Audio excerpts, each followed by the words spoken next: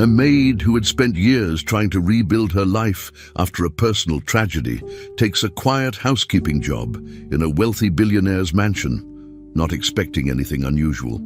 Until one day, while cleaning a room she'd already passed 100 times before, she discovers an old photograph hidden behind a piece of furniture that stops her in her tracks. A photo of a child who looks exactly like the daughter she lost in a fire 2 decades ago. And what the billionaire's young son unexpectedly tells her right after will change everything she thought she knew about her past.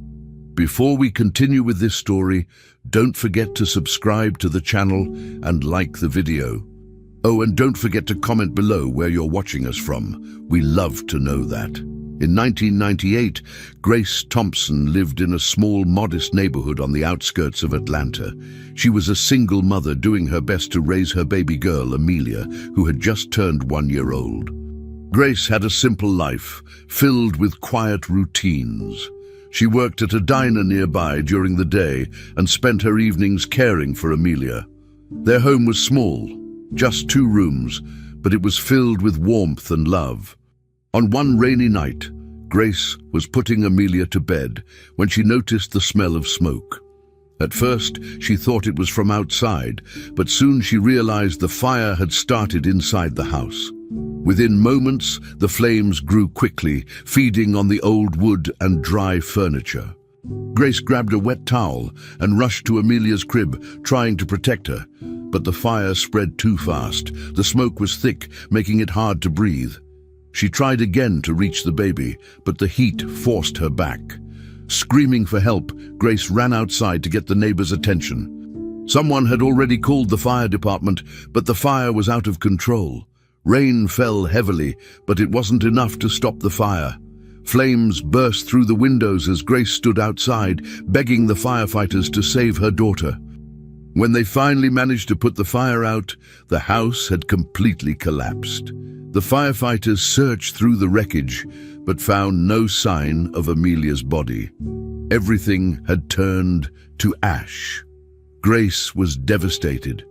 She couldn't understand how everything had happened so fast. She kept asking where her baby was, but no one had an answer. The fire report stated it had been an accidental electrical fire. With no remains found, they could not confirm the child's death. But there was no evidence of survival either. For the authorities, the case was closed. For Grace, it was the start of a life filled with unanswered questions. After the fire, Grace's life completely fell apart. With no family to turn to and no home left, she spent her days moving from one hospital to another. The trauma of that night stayed with her. She couldn't sleep without seeing the fire in her dreams or hearing Amelia cry. Doctors diagnosed her with severe emotional distress and recommended psychiatric care. For a long time, she lived in shelters and medical facilities. Her days became long and empty, filled with silence and pain. People stopped visiting, and no one remembered her story after a few years. She was just another woman who had lost everything. Grace never stopped thinking about Amelia. Deep inside, a small part of her refused to believe her daughter had died. But she had no proof, no hope, and nowhere to look. She held on to a few burned pictures and the last baby toy that survived the fire. These were the only pieces left of the life she once had with her daughter. At the same time, in another part of Atlanta, Richard Anderson and his wife Margaret were facing struggles of their own. Richard was a successful businessman who had built a strong company from the ground up. Margaret had always wanted to be a mother, but after many years of trying and several failed pregnancies, the couple decided to adopt. They worked with a well-known adoption agency that had a reputation for handling everything legally and professionally. After a few months of paperwork and waiting, the agency informed them about a baby girl available for adoption. The child had no known family and had been found in difficult circumstances. Richard and Margaret didn't ask too many questions. They were overwhelmed with joy at the chance to become parents. They named the baby Sophie and took her home, ready to give her a safe and happy life. For them, it was a dream finally coming true, and they had no idea of the tragedy that came before. Sophie quickly became the center of Richard and Margaret's lives. They gave her everything she needed: love, care, attention, and stability. Margaret stopped working to stay home full-time, making sure Sophie had all the support a growing child needed. The couple often looked at Sophie with wonder, amazed at how lucky they were to have found her. Sophie was a quiet baby at first, but as she grew, she developed a kind and curious personality. She loved stories and music and enjoyed being around other children. Richard and Margaret never told her she was adopted. They felt she was theirs in every way that mattered. The adoption papers were sealed, and the agency had told them the baby had been abandoned, so they believed there was no one else in the world who would come looking. Life for the Andersons was peaceful, built on the belief that Sophie had come to them by fate. They were unaware that another woman still grieved for that same child. Years passed, and Grace continued to live in the shadows of her past. She remained in the system, going from one care facility to another. She spoke less and less about the fire, and many people thought she had finally accepted what had happened, but she had not. Every year on the same date, she would sit alone, looking at the sky, remembering the night that took her daughter. Her hands trembled as she held the scorched baby toy, still believing somehow that Amelia might still be alive. She never stopped hoping, even though everything told her it was impossible. Grace had no way of knowing what had really happened that night. She didn't know that someone had found her baby before the fire destroyed the house completely, or that the baby had ended up in an adoption agency. The truth was buried under reports, lost paperwork, and time. All she had was her memory, her grief, and a question that would never leave her: what really happened to Amelia? Meanwhile, the Anderson family went on with their lives, still unaware of the real story behind their adopted daughter. Sophie, now a young girl, showed no signs that her past was different from what she had been told. She loved her parents, and they loved her. There was no reason for them to think their life was built on someone else's pain. Grace and the Andersons never crossed paths, their lives moving in different directions, linked only by the events of one rainy night. The truth stayed hidden, locked away in closed files and forgotten memories. No one suspected that Sophie was actually Amelia, the baby believed to have died in the fire, and so life continued. Grace remained alone with her loss, and Richard and Margaret raised their daughter with joy. That one night had changed everything for both families, but in completely opposite ways. What started with a fire ended with silence, and from that silence, a new life began. 2 decades had passed since the fire that destroyed Grace Thompson's life. She was older now, her face marked by the years and the pain she had endured. But after spending so many years in hospitals, shelters, and temporary jobs, she finally found some peace. Grace had managed to rent a small apartment with the help of a local church group and was doing her best to live day by day. When she heard about a job opening for a housekeeper in a large mansion outside Atlanta, she applied right away. She didn't expect much, but hoped for a stable job that could help her get back on her feet. When the call came saying she had been hired, she felt relieved. The house was a huge, recently renovated property surrounded by tall trees and long fences. Grace arrived early on her first day, dressed in clean clothes and carrying a simple bag with a few personal items. She had no idea that working there would change the course of her life again. The mansion belonged to a man named Richard Anderson, a widower who lived alone with his 6-year-old son, Ethan. Richard was rarely home, always busy with work, and the staff barely saw him except for brief instructions. Grace didn't ask questions. She was there to clean, not to get involved in the family's personal matters. But during the introduction, she learned from the head housekeeper, Mrs. Cole, that the boy had been diagnosed with autism. Mrs. Cole, an older woman who had worked in the house for many years, met Grace at the door. She gave her a quick tour of the place but kept a cold attitude the entire time. "You're just another worker," she said, without hiding her judgment. Grace nodded and stayed quiet. She wasn't there to make friends. She needed this job. That same morning, she started cleaning the main hallway, working slowly and carefully. Every detail mattered to her. It was more than a job. It was a chance to rebuild her life one step at a time. The house was huge, with high ceilings, expensive furniture, and long, quiet hallways. Each room looked like it had been decorated by professionals, but despite the beauty, the place felt empty. There were very few signs of a child living there. Grace didn't see any toys scattered around or drawings on the walls. It was all too perfect, too quiet. As she cleaned, she thought about how different this house was from the small, warm home she once had with her daughter. Still, she stayed focused, cleaning the windows, dusting the furniture, and making sure nothing was out of place. She followed the schedule given to her by Mrs. Cole and didn't complain. Whenever they crossed paths, Mrs. Cole kept her distance, only speaking to give instructions or point out something Grace had missed. Grace accepted the coldness without reaction. She was used to being treated like she didn't matter. But every time she finished a task, she felt a small sense of pride. She was working, earning, and slowly regaining control. As the days passed, Grace began to notice things about the house and its people. Richard was barely seen, often leaving early and coming home late. When he did appear, he looked tired and distracted. He never spoke to Grace directly, and she respected his space. Ethan, the little boy, was quiet. Grace only saw him a few times during her cleaning hours. He didn't speak much, and often stayed in his room or in the garden with a therapist or a caregiver. He seemed to live in his own world, and Grace didn't try to force any connection. Still, something about the boy made her feel a strange mix of sadness and curiosity. There was something familiar in his expression, though she couldn't explain it.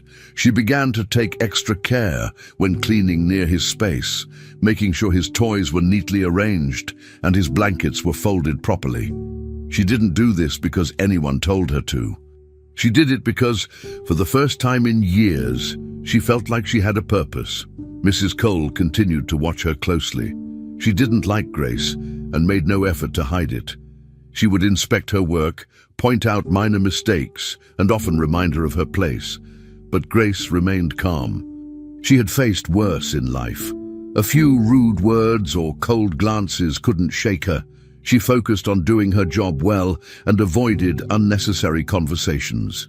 One afternoon, while cleaning a hallway closet, Grace found an old box filled with photographs and papers. She didn't open it, just moved it carefully and put it back where it was. But the moment stayed in her mind. The house felt like it had stories hiding in every corner. She didn't want to pry, but she also couldn't help feeling that there was more to this place than she was being told. Despite the cold atmosphere and the silence, Grace felt something pulling her closer to this house and its people. Something she couldn't quite understand yet. But she kept working, step by step, with quiet determination. Grace didn't know how much her life was about to change again. For her, this job was a way to survive. She had no idea that the man who owned the house was the same Richard Anderson who had adopted her daughter years ago. She had no clue that Ethan's late mother was Margaret, the woman who had raised her child. And she certainly didn't imagine that the past, buried under years of pain and silence, was about to resurface. Grace continued her days with discipline and care. She cleaned each room as if trying to bring order to her own past. The mansion stood still, watching, as Grace moved through it like a shadow, unaware that she had stepped into the center of a story that had begun long ago. What seemed like just another job was slowly becoming a path back to the life she had lost. Without realizing it, Grace was not only returning to work, but returning to a life she had thought was gone forever. Ethan, the son of billionaire Richard Anderson, was a quiet and distant child. He rarely spoke and often avoided everyone in the house, including the staff. At only 6 years old, he already had a routine that kept him separate from others.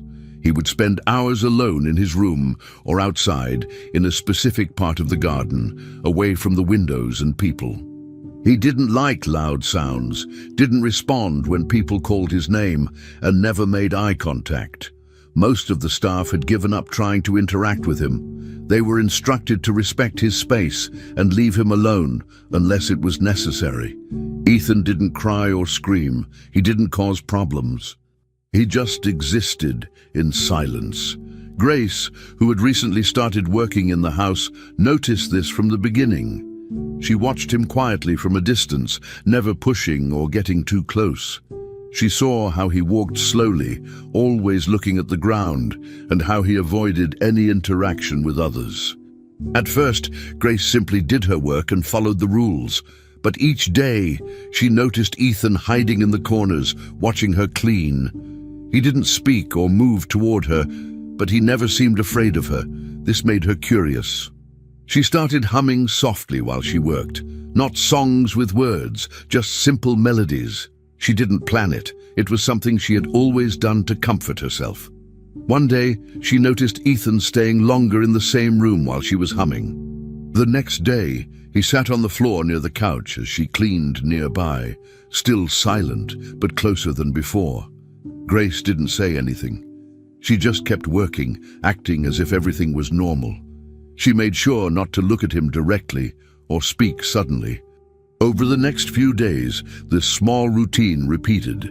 Ethan would appear, sit quietly while she cleaned, and then disappear again. It wasn't much, but to Grace it felt like the beginning of something important. One morning, as she was dusting the living room, Grace noticed Ethan watching her from behind the door. She pretended not to see him and continued humming. Then she slowly took a clean, colorful cloth from her cleaning bag and placed it on the floor a few feet from where he stood. It wasn't a toy, just a simple square of bright fabric, but something about it caught Ethan's attention.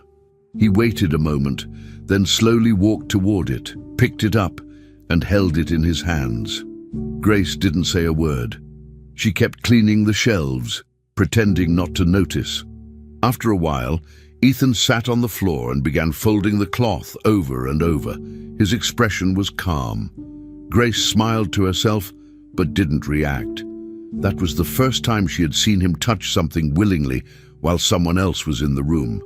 From that day on, she started bringing different cloths or small objects, placing them gently nearby, and watching as Ethan slowly grew more curious. Ethan's behavior started to change slightly. He began appearing more often when Grace was working in the common areas. Sometimes he would copy her movements, picking up a cloth and wiping a table just like she did. Other times, he would sit quietly and watch her for long periods. Grace never rushed him, never asked questions, and never tried to force a conversation. She understood that patience was key. She spoke to him sometimes, using a soft voice, describing what she was doing or telling him what color a cloth was. He never answered, but she could tell he was listening. One day, as she cleaned the windows, she heard a soft sound behind her. She turned slowly and saw Ethan smiling, holding one of the cloths tightly in his hands. It was a small smile, barely there, but it was real. Grace's heart felt heavy and light at the same time. It was the first smile she had seen from him since she started working in the house. It gave her hope. Richard Anderson had noticed the small changes in his son. He didn't say anything at first, choosing to watch from a distance. He had spent years trying to help Ethan through therapy, education programs, and special care, but nothing had made much of a difference. Seeing his son slowly open up, even in small ways, caught his attention. He started asking Mrs. Cole about Grace's routine. The housekeeper, still not fond of Grace, reported the changes in Ethan but dismissed them as coincidence. But Richard didn't agree. He started observing more closely and realized that whenever Grace was around, Ethan seemed calmer and more focused.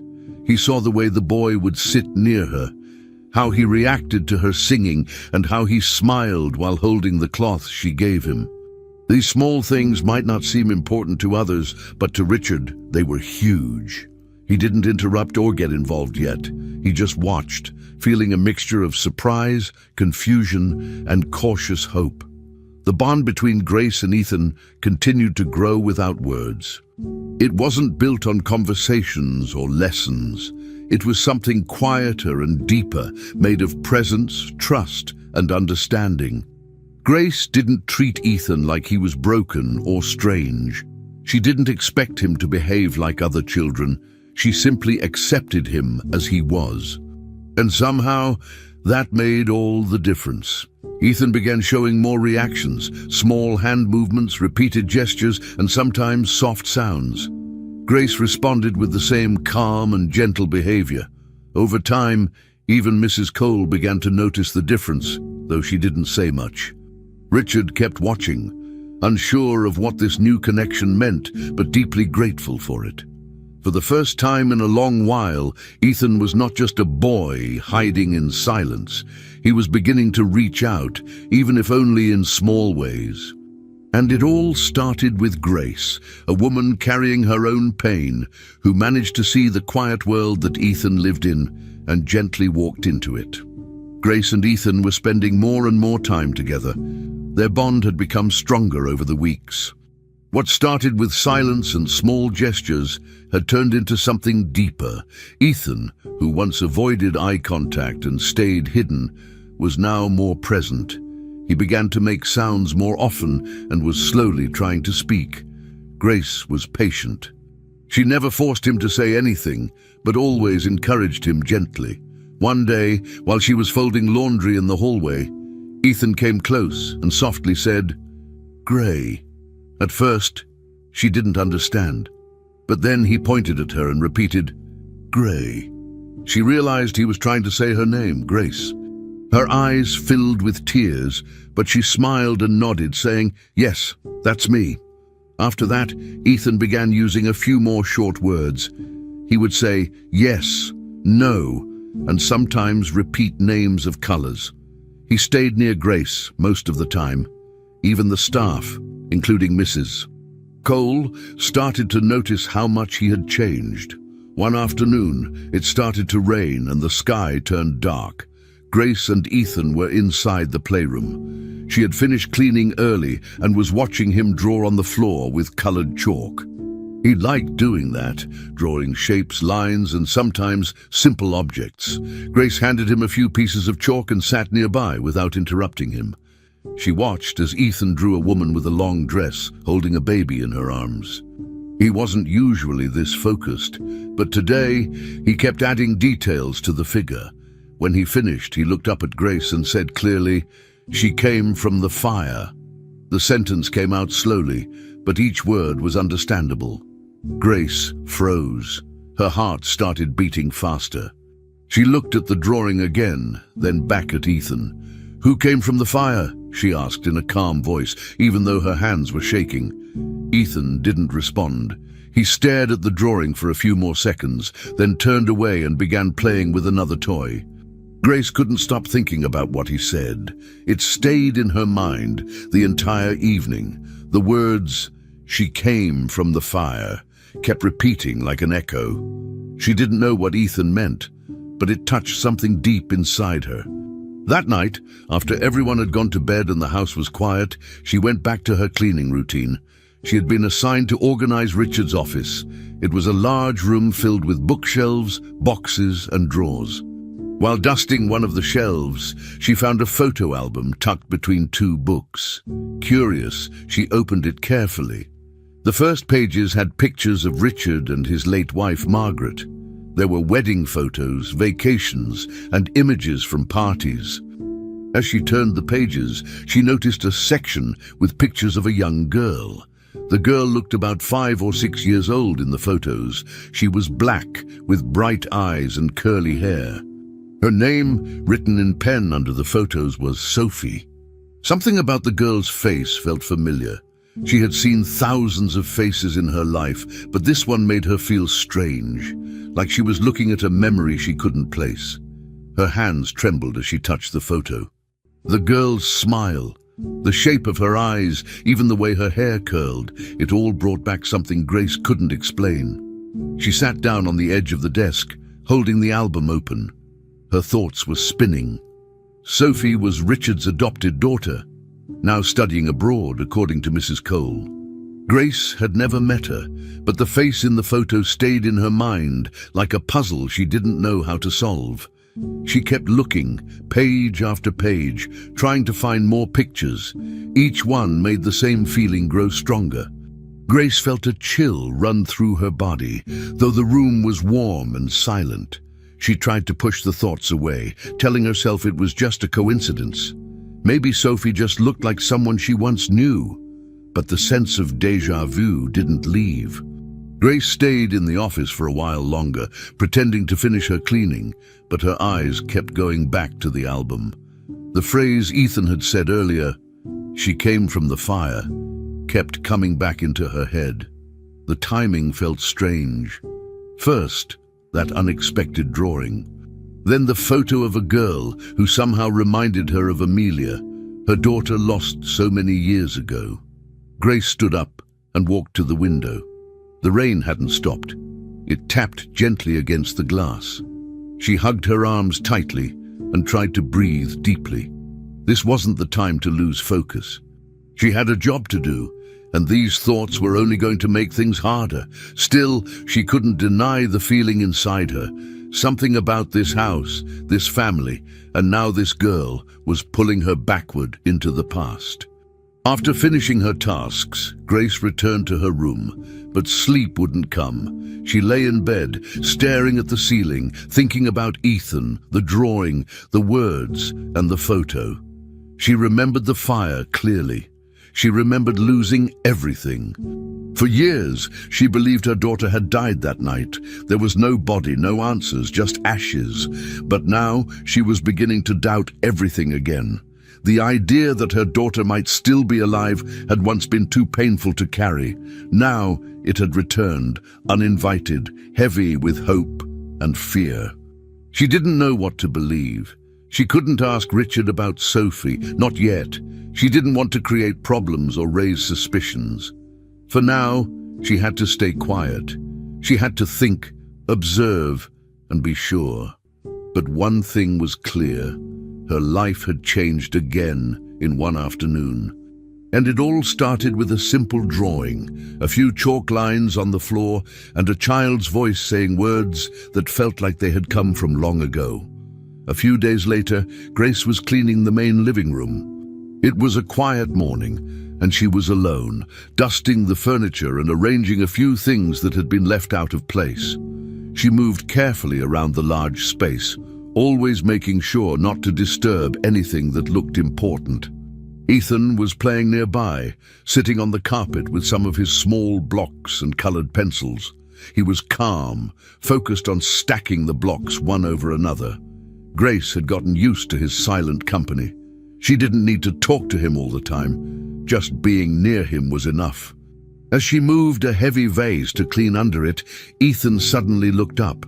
His eyes followed something on the floor. He stood up, walked over, and pointed to a frame that had fallen behind the vase.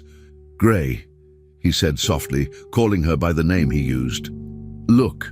Grace knelt down and pulled the frame out carefully. It was covered in dust, but the photo inside was still clear. When she wiped the glass, she froze. The photo showed the same girl she had seen in the album from Richard's office, the one with the pink ribbon in her hair and the gentle smile. The child's expression was calm and innocent, her eyes full of light. Grace stared at the picture for a long time, unable to move or speak. She recognized every detail: the small dimple near the left corner of the girl's mouth, the shape of her eyebrows, even the way her hair curled over her forehead. It was like looking directly at a ghost from her own past.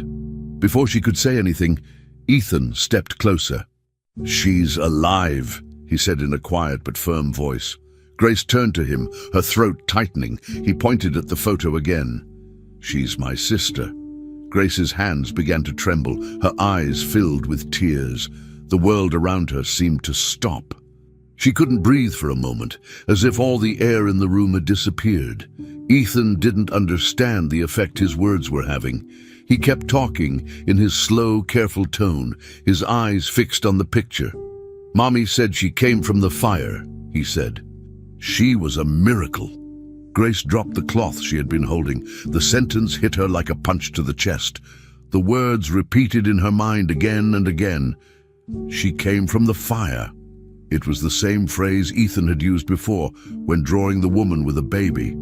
She stared at the photo again, tears running down her face.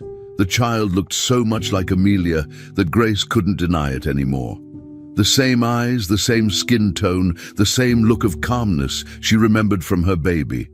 Her heart began to pound in her chest, louder and louder, as she felt her body go weak. She crouched down, unable to stand, still holding the photo frame tightly. She wanted to speak, but couldn't form any words. All she could do was cry, silently. Her hands shook as she touched the glass, tracing the outline of the little girl's face. For years, she had tried to bury her hope, forcing herself to accept that Amelia was gone. Now, that hope was breaking free again, stronger than ever. Ethan stood quietly beside her, holding onto her arm. He didn't understand why she was crying so much, but he stayed close, watching her with concern. Grace looked at him through her tears and whispered, "Where did you hear that, Ethan?" "Who told you she came from the fire?" Ethan looked confused for a moment, then said softly, "Mommy said it when I was little. She said my sister came from the fire, but she was okay. Daddy doesn't talk about it." Grace felt her stomach twist. The words made no sense, and yet explained everything. Margaret had known something. Richard had kept something hidden. The truth was right there, locked behind years of silence. Grace fell to her knees completely now, unable to hold herself upright. She pressed the frame against her chest and cried uncontrollably. Her sobs filled the empty room, echoing against the walls. All the pain she had buried came rushing back, the night of the fire, the smell of smoke, the sound of crackling wood, and the feeling of losing her daughter in her arms. She had lived with that emptiness for so long that she had almost forgotten what hope felt like. But now, staring at the photo, she felt something powerful awaken inside her. It wasn't just hope, it was certainty. She didn't know how it was possible, but she believed with every part of her that the girl in the photo was Amelia. Her Amelia, her baby who had disappeared in the flames so many years ago. Grace held the frame even tighter, her tears soaking her uniform. Ethan stood silently beside her, watching, his small hands clutching his toy as if sensing something important was happening. For a long time, Grace stayed there, on the floor, crying. She didn't care if someone saw her or asked questions. The truth was too strong to ignore. Everything suddenly made sense. The feeling she had when she saw Sophie's face in the album, the strange connection she felt in that house, the things Ethan said without realizing their meaning. The pieces of her past were finally falling into place. She looked at the photo one more time, her vision blurred by tears. The little girl in the picture, with the pink ribbon and soft eyes, was not just Sophie. She was Amelia, the daughter Grace had lost in the fire 20 years ago.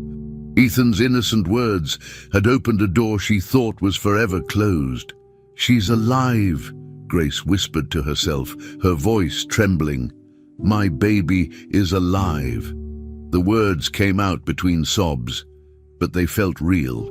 For the first time in decades, Grace believed it. Deep inside her, something broken began to heal.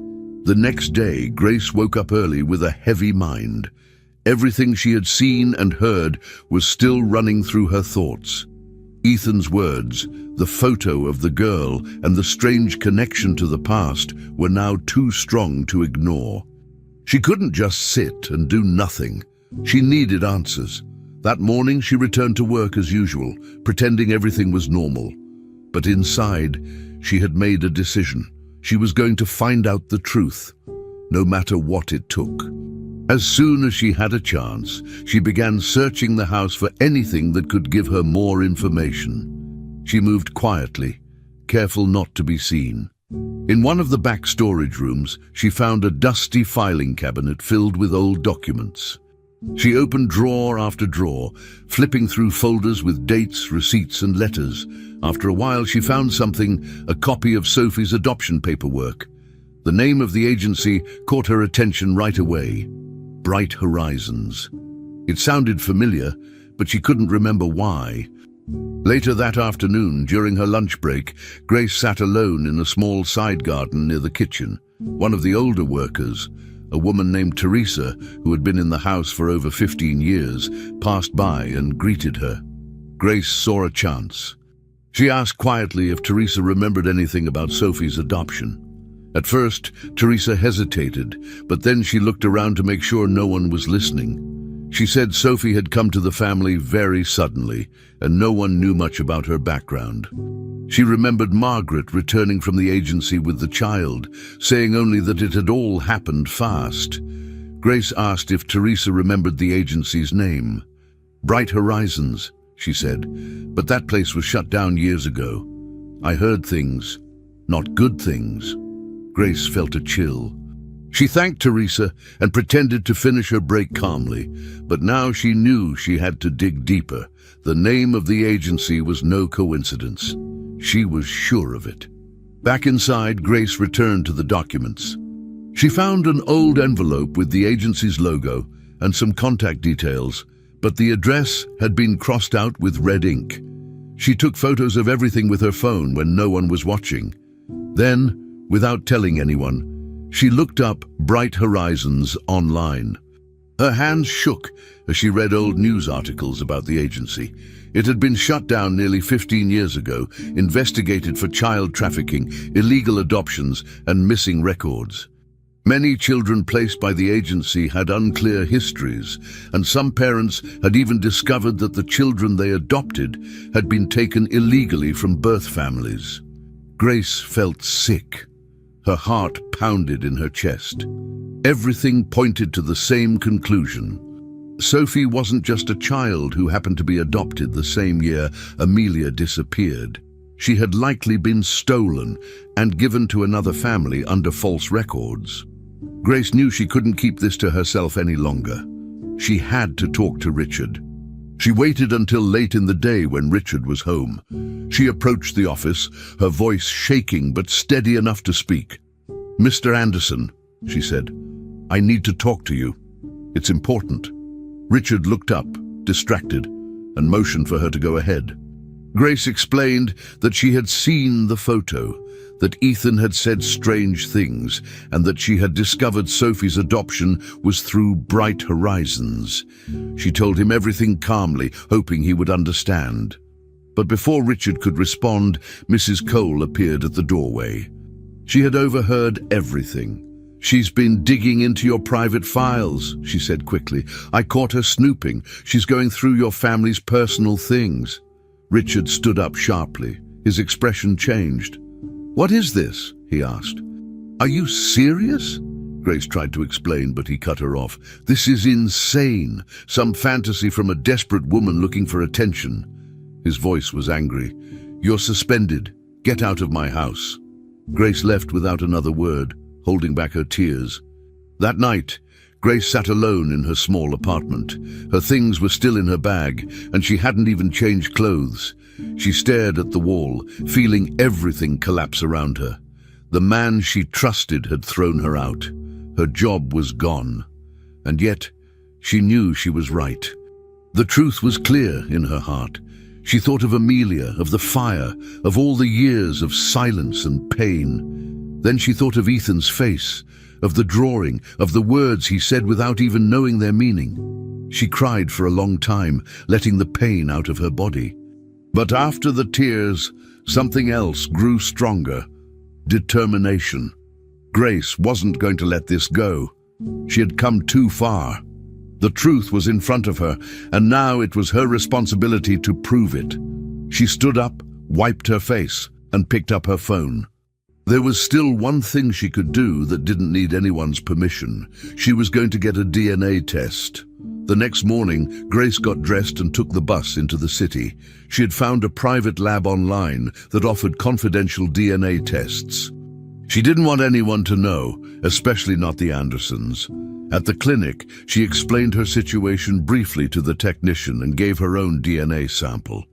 She also gave them a toothbrush she had taken from the house earlier, a toothbrush used by Ethan, who, as Sophie's brother, would share enough DNA for a match. The technician didn't ask many questions.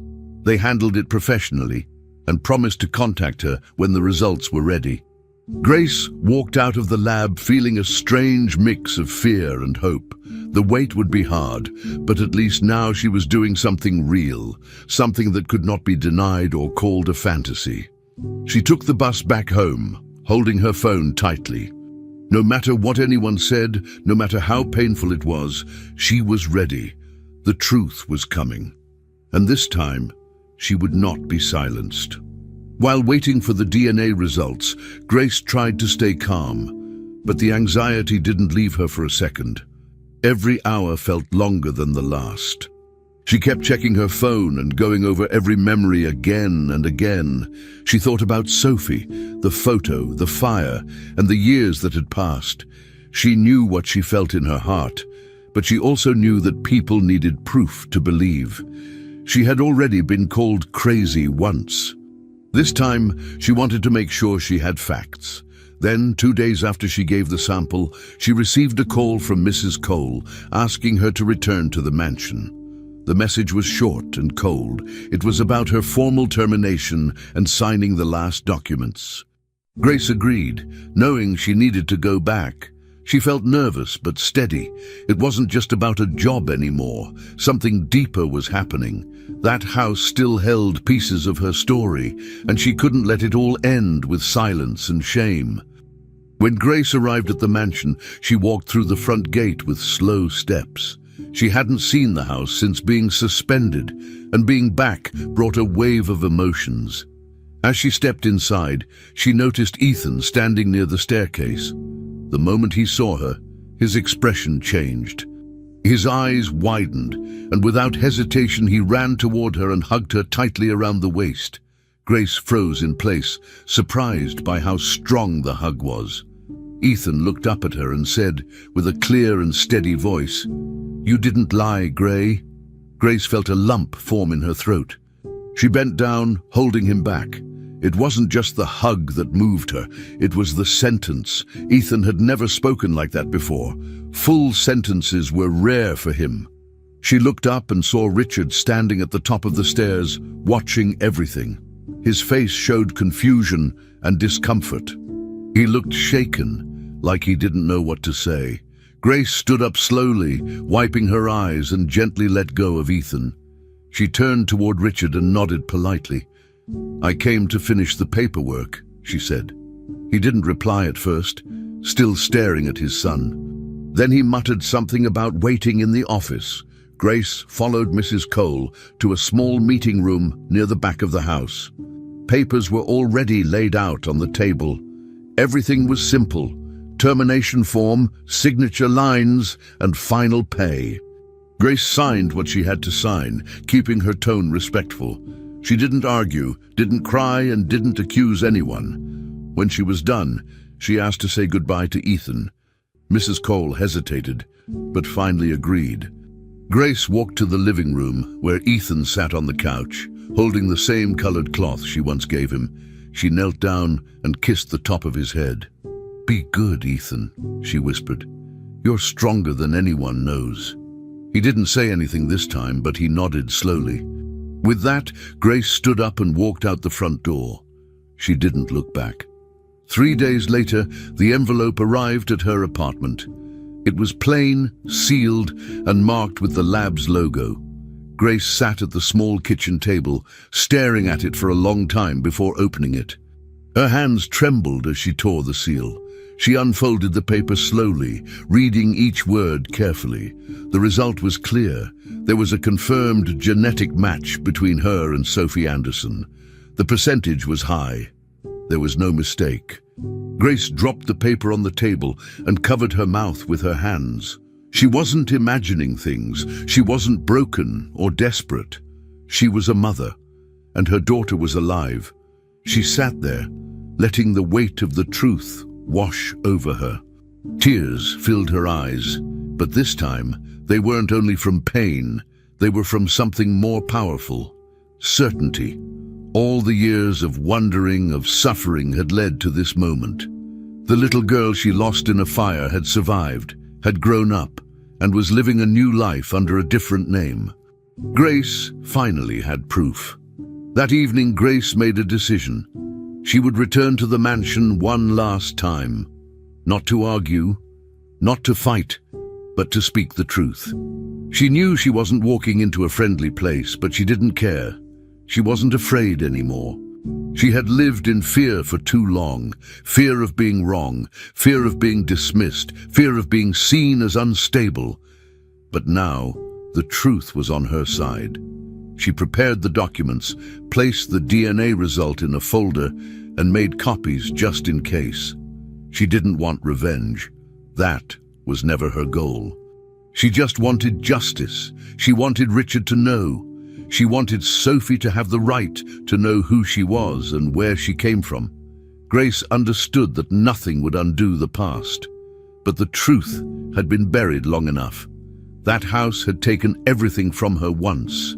Now she was ready to face it again, not as a lost woman, but as a mother who had finally found her answer. As she stood outside the mansion the next morning, folder in hand, she felt calm. Her heart was beating fast, but her steps were steady. She looked up at the house that had once hired her as a simple cleaner, never knowing she was walking into her own history. She rang the bell and waited. No matter how they responded, no matter what they said, she was ready. Inside that folder was the truth. Inside her heart was the strength she had built over years of pain. She didn't want to cause a scandal or destroy lives. But she would no longer stay quiet. This was not just her story, it was also Sophie's.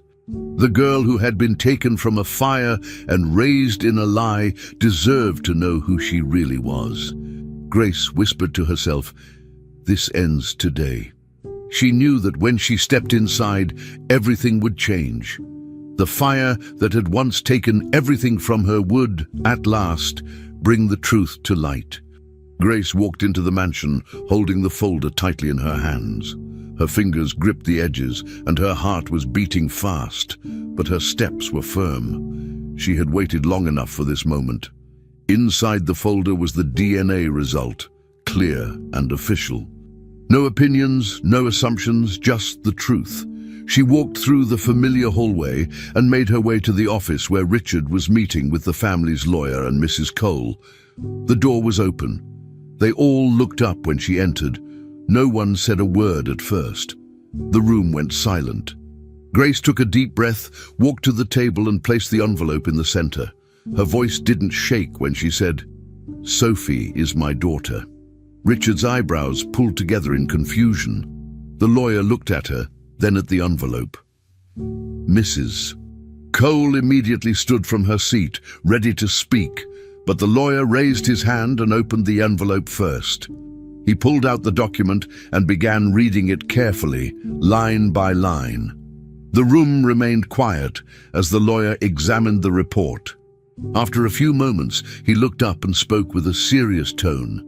"There's a 99.9% genetic match between Grace Thompson and Sophie Anderson." Richard's face went pale. He sat back in his chair as if the air had been knocked out of him. His mouth opened slightly, but no words came out. His hands were shaking. Mrs. Cole was the first to react. "This is a mistake," she said quickly, her voice full of panic. "She's trying to take advantage of your kindness, Richard. This woman has been unstable from the beginning." But before anyone could respond, there was the sound of footsteps running in the hallway. Ethan rushed into the room out of breath, his face red from excitement. "I said it," he yelled. "She's alive." "I told you."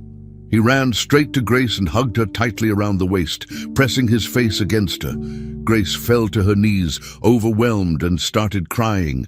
The sight of Ethan hugging Grace broke whatever silence was left in the room. Richard looked at them, still trying to process everything. His eyes stayed locked on the DNA report, then shifted slowly to Grace, and finally to Ethan. His son, who rarely spoke in full sentences, had just expressed something so clear and emotional. Richard's voice came out soft at first. "My wife, Margaret, she always had doubts." His voice cracked. "She said something didn't feel right when we brought Sophie home, but the agency had perfect documents, birth records, medical files. Everything looked real." He lowered his head and took a deep breath. "She brought it up a few times, but we wanted to believe we were doing something good." His hands covered his face for a moment. Then, for the first time, Richard Anderson, the powerful businessman who had always been in control, began to cry. The room was still, the only sound being his soft sobs and Grace's steady tears as she held Ethan close. Grace didn't speak at first. She stayed on the floor, holding Ethan, her tears falling freely.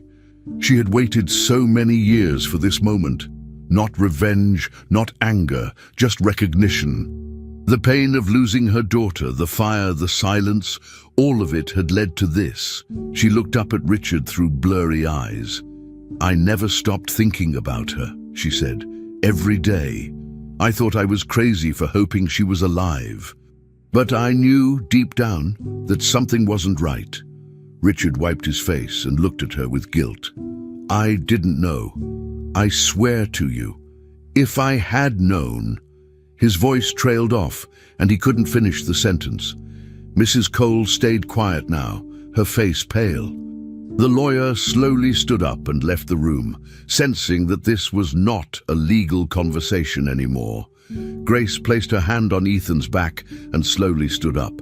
Richard stood too. For a moment, the two of them simply looked at each other, saying nothing. There were no easy words. Then Richard took a step forward and spoke again. "I'm sorry," he said quietly. "I'm so sorry for everything. For what you went through. For what was taken from you. I didn't know. But that doesn't change the pain you've lived with." His voice cracked again, but he kept going. "I can't fix the past. But you deserve the truth. And Sophie, she deserves to know who you are." Grace nodded slowly, tears still running down her cheeks. The moment was heavy, but real. Two broken people, standing in the same room, finally facing what had been hidden for so long. The truth didn't bring back the lost years. It didn't erase the fire or the suffering, but it was a beginning, a place to start again. Ethan stayed close to Grace, still holding her hand. His presence brought calm into the room. His simple belief, his words, had helped make all of this happen. Sometimes the smallest voice could be the loudest. The silence that once filled that house had finally been broken. The room stayed quiet for several more minutes. No one moved, no one rushed. It wasn't the kind of situation that needed quick answers. Grace finally looked at the table where the DNA result still sat. She picked it up and handed it to Richard. "Keep it," she said softly. "It's part of her story now. Yours too." Richard took the paper with both hands, nodding slowly. Grace turned to Ethan and smiled gently. "You helped me, Ethan," she said. "You helped me find something I lost a long time ago." Ethan smiled back, a soft, small smile, but it was enough. Richard placed a hand on his son's shoulder. Grace walked toward the door but turned back one last time. "She's not just your daughter," she said. "She's mine too." Richard nodded again, this time without hesitation. "I know," he replied. As Grace walked out, there was no shouting, no arguments. Only the sound of hearts breaking and beginning to heal. The silence, once heavy and cold, now carried truth, and that changed everything. Richard managed to get in touch with Sophie, now 24 years old. He waited for the right moment and chose his words carefully. Over a long phone call, he told her everything. He explained about Grace, the DNA test, and how the truth about her past had come to light after so many years. Sophie didn't say much during the call. At first, she thought it had to be a mistake. But as Richard spoke, her silence grew heavier. He told her about the fire, the old agency, and the photo that matched her childhood necklace. She listened, overwhelmed and unsure of what to believe. When the call ended, she sat alone in her apartment, thinking for hours. A few days later, she packed a small bag and flew home. She hadn't been to the mansion in a long time, and walking through the gates again made her feel anxious. Her heart was racing. She wasn't sure what to expect. But she needed to see it for herself. She needed answers, face to face. When Sophie stepped into the house, the atmosphere was thick with emotion. Richard greeted her at the entrance, but she barely noticed.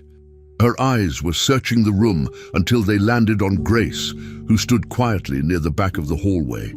There was a pause. Neither of them moved. Sophie stared at Grace, scanning every feature of her face. The curve of her chin, the shape of her eyes, the lines that time had drawn on her skin. Something felt familiar, not like a memory, but like a reflection she didn't know she was missing.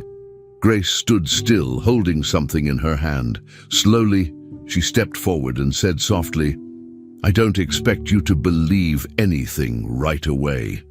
But this was you." She held out an old photograph. It was faded, worn from years of being carried and touched. In it, baby Amelia smiled while wearing a small necklace with a silver charm. Sophie looked down at her own neck and reached up to touch the same necklace she'd worn her entire life. The moment she saw the photo, her hands began to tremble. She took the picture, staring at it closely. The baby in the photo had the same eyes, the same necklace. There was no doubt. Her fingers loosened, and the necklace slipped from her hand, falling to the floor. Her eyes filled with tears, and her breathing became shaky. She looked up at Grace again, this time with wide eyes, filled with shock and pain. Grace stepped closer and whispered, "Your name was Amelia." Sophie didn't speak. She just reached out, and Grace met her halfway. They hugged tightly, both of them crying hard, unable to hold it back. It wasn't a polite or quiet hug. It was raw, desperate, filled with years of unanswered questions and lost time. Grace held her daughter like she never wanted to let go again. Sophie sobbed against her, clinging to the woman who had been a stranger just moments before. In that embrace, something broken between them started to heal. Ethan was nearby, standing close to the wall with his hands in his pockets. He watched the scene with a gentle smile on his face. He didn't need to understand all the details. He had already known in his own way that Grace was important, that she belonged with them. As he watched the hug, he softly repeated a single word under his breath, over and over again. Family. It wasn't loud, but it was steady. For Ethan, this moment was something real and right. The people in front of him, the ones who had been apart for so long, were finally together. No more secrets, no more confusion, just connection. Richard stood behind him, silent, watching everything unfold. His eyes were filled with tears. He wasn't the kind of man who cried easily, but today was different. There was nothing to hide behind anymore. No papers, no titles, no wealth, just the raw truth of a family torn apart and slowly coming back together. Richard stepped forward and put a hand on Ethan's shoulder. He didn't interrupt the reunion between Grace and Sophie. He just stood quietly, observing, thinking about everything that had happened. He had built businesses, won awards, and managed great challenges. But none of those things compared to this moment. For years, he had raised Sophie as his daughter. He had loved her, protected her, and given her everything he could. But now he realized that love was something deeper than ownership or control. Sophie was never his to keep. She was someone's child, someone's loss, and now someone's found joy. He saw the way she held on to Grace, and he knew this moment was bigger than him. He had always believed that money could solve most problems, that effort and planning could fix almost anything. But today, watching Grace and Sophie cry in each other's arms, he understood something new. There are things in life that only love and truth can reach. Grace and Sophie finally pulled back slightly from the hug, wiping their tears. They looked at each other again, still not fully able to believe what had just happened. Sophie spoke quietly, her voice shaking. "All my life I felt like something was missing. I didn't know what it was. Now I do." Grace smiled, her eyes still red, and nodded. "We have so much time to catch up," she said. "But just being here now, it means everything." Sophie nodded too, and they hugged again, more gently this time. Richard walked over slowly and placed the necklace back into Sophie's hand. "This always belonged to you," he said. She looked at him and gave a small, grateful smile. Ethan stepped closer and placed his hand in Grace's. The room was quiet again, but this time it wasn't cold or distant. It was peaceful. Everyone stood there together, not as employer and employee, or strangers from different lives, but as something stronger. A family, broken once by fire, now whole again through truth. Night had fallen over the mansion. The hallways were quiet, and all the lights were dimmed, except for the warm glow coming from the living room lamp. Everyone else had already gone to bed, but Grace stayed awake, sitting on the sofa with a blanket around her shoulders. In her hands, she held the old photo of Sophie as a child, the one with the pink ribbon and the soft smile. She looked at it for a long time, gently tracing the outline of her daughter's face with her fingers. It was hard to believe everything that had happened. After so many years of loss, pain, and unanswered questions, she was here, in the same house as her daughter. She wasn't dreaming. This was real. She remembered the night of the fire clearly, how everything had fallen apart. And now, in the silence of the house, the wind outside made the same soft noises that had once filled her ears on that terrible night. But this time, the silence didn't bring fear. It brought comfort. As Grace continued sitting there, lost in thought, she felt a small presence near her. Ethan walked slowly into the room, rubbing his eyes. He didn't say anything. He just came over and gently rested his head on her lap. Grace looked down and placed her hand softly on his back. He felt safe with her, and she felt something deep for him too. He wasn't her son by blood, but in so many ways, he had helped her find what was missing. They sat like that for a few minutes, not speaking. Grace kept one hand on the photo and the other on Ethan, holding two pieces of her heart in one moment. She remembered how this little boy had been the first to believe her, how he had said things no one else understood, and how his quiet strength had guided her toward the truth. He had never needed explanations. He just felt things. Grace closed her eyes for a moment, thankful that he had walked into her life. A few minutes later, Richard quietly entered the room. He didn't interrupt. He stood by the doorway for a second, watching the scene in front of him. Grace looked up at him, and they exchanged a simple look. No tension, no anger, just understanding. He walked over and sat down in a nearby chair. His voice was soft when he spoke. "I didn't know what love really was before all this," he said. "I thought providing, protecting, and giving everything money could buy was enough, but I was wrong." Grace listened quietly. Richard continued, "You showed me what it means to love without expecting anything in return. You fought for your daughter with nothing but hope. You never gave up." He leaned back slightly and looked down. "Thank you for that, for showing me something I never learned on my own." Grace didn't say much in return. She just nodded slowly. Richard stood up again, gave Ethan a small pat on the back, and walked out of the room without another word.